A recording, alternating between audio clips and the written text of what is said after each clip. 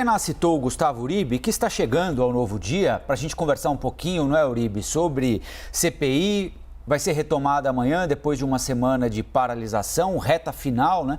Aliás, os senadores decidiram que vão ter uma semana a mais de CPI, né? O relatório ficou lá para o fim do mês, ao invés do dia 22, 28 ou 29, a votação do relatório final da CPI. Daqui a pouquinho eu queria que você falasse um pouquinho mais sobre essa apuração que você fez com a Tainá Farfan.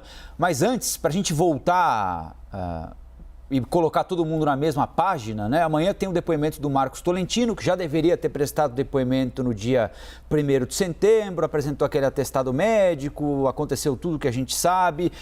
Qual é a relevância do Marcos Tolentino? Ele é tido pela CPI como um possível sócio oculto desse Fibbank, que não é banco, não tem registro como instituição financeira no Banco Central, e deu uma garantia financeira para a compra da Covaxin, por meio da Precisa Medicamentos.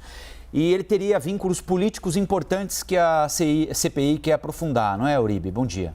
Seria amigo de Ricardo Barros, líder do governo na Câmara dos Deputados, que é apontado também como envolvido nessas irregularidades da Precisa Medicamentos.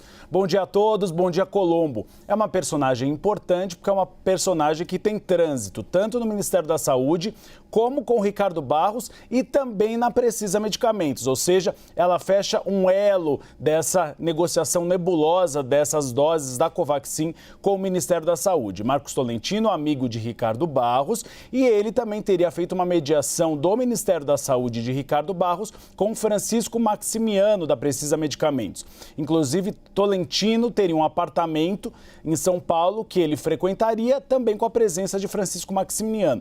Por isso que o depoimento dele é tão importante. Ele alegou na semana passada que estava doente, portanto, apresentou um atestado médico e aí, posteriormente, a CPI da pandemia acabou aprovando, levando à justiça, a questão da condução coercitiva. Então, caso ele não compareça amanhã, haverá condução coercitiva. E aí temos Marconi Faria. Na quarta-feira, Marconi Faria, ele é uma espécie de lobista da Precisa Medicamentos, e ele também teria feito uma mediação da Precisa Medicamentos com o Ministério da Saúde. Marconi Faria é importante porque ele também faz um certo elo com Karina Cuffa. Karina Cuffa é advogada do presidente Jair Bolsonaro na esfera eleitoral. O depoimento dela estava marcado para quinta-feira.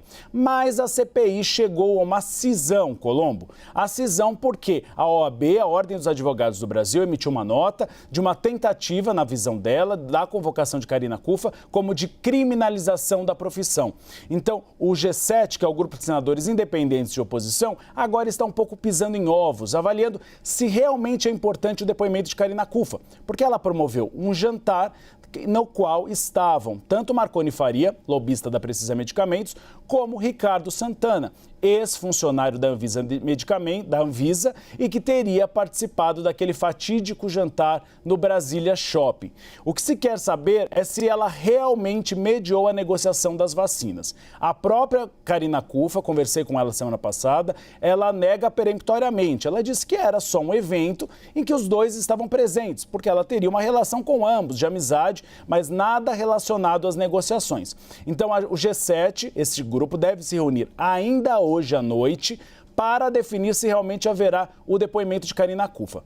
Essa cisão, Colombo, também se deve ao fato do tempo ser muito curto. Nós temos só 2 semanas de depoimentos. Já é estabelecido que o último depoimento será do ex-secretário executivo do Ministério da Saúde, Élcio Franco. Deve ser o último na próxima sexta-feira, não desta semana, da outra. Ou seja, então deve haver uma rave final da CPI da pandemia. Depoimentos de terça a sexta nesta semana e terça a sexta na próxima semana, para leitura, então, do requerimento. Eu conversei com o relator Renan Calheiros, ele disse que haverá um dia para a leitura e aí um dia seguinte para a votação deste requerimento. E aí haverá uma última sessão com familiares de pessoas que foram vitimadas pelo coronavírus.